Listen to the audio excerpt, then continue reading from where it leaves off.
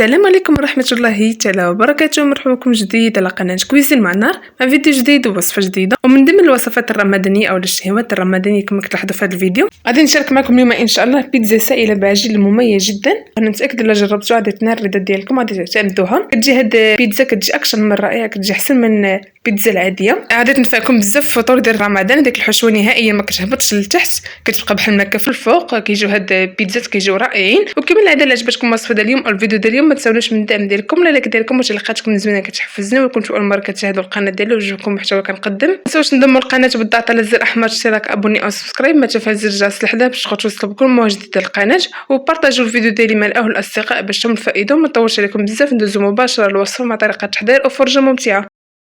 فبسم الله على بركه الله. كما كتلاحظوا في المكونات اللي نحتاجو في هذه البيتزا السائله، عندي هنا في المقلاة شحرت بحال هكا بصله وفلفله كما كتلاحظوا، شحرتهم في القليل ديال الزيت والقليل ديال الابزار والملح حتى كيدبلوا وكيصبحوا على هذا الشكل. عندي علبه ديال الطونه اللي صفيتها من الزيت كما كتلاحظوا، عندي القليل ديال الجبن الاحمر اللي مبشور كما كتلاحظوا، عندي كذلك الصلصه ديال الطماطم رفيت اللي حضرتها معكم في القناه، غادي نخلي لكم الرابط ديالها اسفل هذا الفيديو. عندي كذلك الزيتون الاسود اللي حيت ليه العظم ديالو، كاس ديال الحليب ونصف كاس ديال الزيت النباتيه، حبات ديال البيض اللي كيكونوا بحراره المطبخ، وكيس ديال الخميره الحلويات، وملعقه كبيره ديال السكر حبيبات، ونصف ملعقه ديال الخميره الفوريه، والقليل ديال الزعتر، ونصف ملعقه صغيره ديال الملح، والقليل ديال الابزار كما كتلاحظوا. صافي هادو هما المكونات اللي نحتاجو، غادي تلقاو مكتوبين في صندوق الوصف. كنزيدوا القليل ديال الزعتر اللي محكوك بحال هكا، والقليل ديال زيت الزيتون في هذيك الصلصه ديال الطماطم وكنخلطوهم. وكذلك ديك الفلفله كنزيدوا عليها القليل ديال الزعتر كما كتلاحظوا، كنضيف عليها كاع المكونات، كنضيف بحال هكا الطول اللي صفيته من الزيت، وكذلك الزيتون الاسود اللي يمكن لكم تستعملوا الاخضر والاسود، انا اكتفيت بالاسود. وكنخلطوا بحال هكا هاد الحشوه كنخلوها على جنب. غادي ندوزو بحال ما كنحضروا الخليط ديال هاد البيتزا كما كتلاحظوا. في هاد الاناء كنضيف البيض اللي كيكون بحراره المطبخ، كنضيف 2 بيضات، الا كانوا صغار كتضيفوا 3. كنضيف كاع المكونات الحليب وكذلك الزيت الزيتون يمكن لكم تستعملوا النباتيه.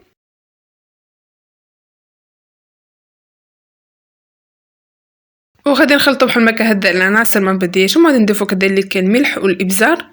كتجي هاد العجينه كتجي منسمه وكتجي رائعه. صافي من بعد ما خلطت بحال هكا هاد العناصر مزيان مع بعضياتهم، كنضيف الدقيق اللي كيبقى على حسب النوعيه. غنضيف الكاس الاول والكاس الثاني اللي كيكونوا مهربلين بطبيعه الحال، وغادي نخلطوا بحال هكا مزيان. والكاس الثالث كنضيفوا بحال هكا بالتدريج.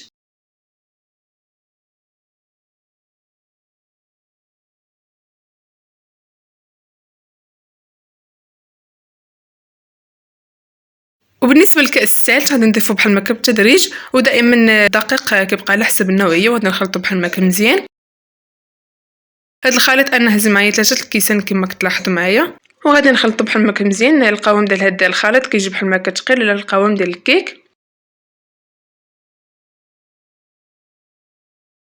كما كتلاحظوا. القوام ديالو كيفاش كيجي ثقيل. غادي نغطيه وغادي نخليه بحال ما كيرتاح على الجانب بلا ما وجدت بحال هكا القوالب فاش غادي ندير هاد البيتزا السائله.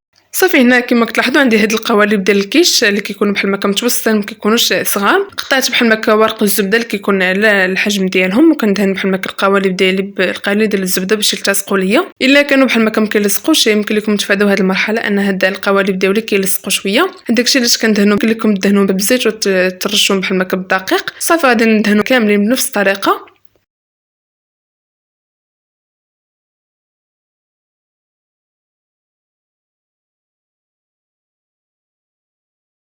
صافي كما كتلاحظوا من بعد ما لبست بحال هكا القوالب ديالي كاملين بورق الزبده ودهنتهم كذلك بالزبده كما كتلاحظوا. الخليط من بعد مرتاح، كنضيف ليه بحال هكا ملعقه كبيره ديال الخل اللي كيعطينا بحال هكا الهشاشه البيتزا وكيجيو طريين. صافي غادي نجيب بحال هكا القوالب ديالي وغادي نعمرهم كما كتلاحظوا. كنضيف ليهم 2 معالق كبار اللي كيكونوا عامرين ديال هذا الخليط.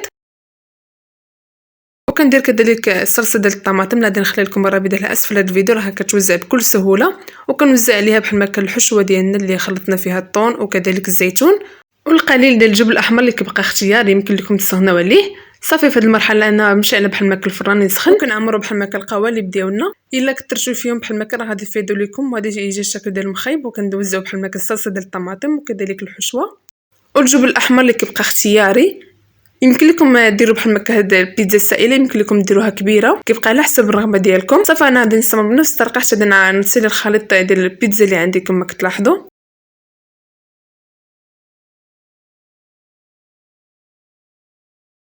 من بعد ما عمرت القوالب ديالي كما كتلاحظوا على هذا الشكل كندخلهم الفران كيكون سخون على النار اللي كتكون مهيله حتى كيطيبوا، كيبانوا لنا بحال ما كتحمروا من الجوانب كنهبطوا من تحت يتحمروا وياخذوا هذا اللون الذهبي كما كتلاحظوا. وغادي نحيدهم بحال ما كمل القوالب ديالهم وما كيلصقوش نهائيا، كيجيو رائعين هاد البيزات كما كتلاحظوا. من بعد ما حيدتهم في القوالب ديالهم كيجيو على هذا الشكل، كيجيو رائعين كيجيو رطبين، وهذيك الحشوه ما كتهبطش لتحت نهائيا، كتبقى بحال ما كان على الوجه ديالها وكيجيو رائعين. انا متاكده الا جربتوهم غادي ينالوا الاعجاب ديالكم، بحال ما كرطبين وهشاش بحال ما كيصلحوا لكم المائده الافطار ديال رمضان.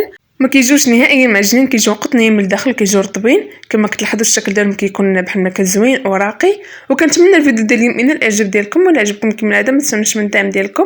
الا ديالكم واش علاقاتكم زوينه كتحفزني، ولا كنتو اول مره كتشاهدوا القناه ديالي وعجبكم المحتوى كنقدم، ما تنسوش تنضموا القناه بالضغط على زر احمر اشتراك ابوني او سبسكرايب، ما تفعيل زر الجرس تحت باش تلقاو توصلكم كل مواجهه جديده القناه، وشاركوا هذه الوصفه مع الاحباب والاصدقاء ديالكم باش تشوفوا فائده. وشكرا على مشاهدتكم هذا الفيديو، نشوفكم في فيديو قادم ووصفه جديده ان شاء الله.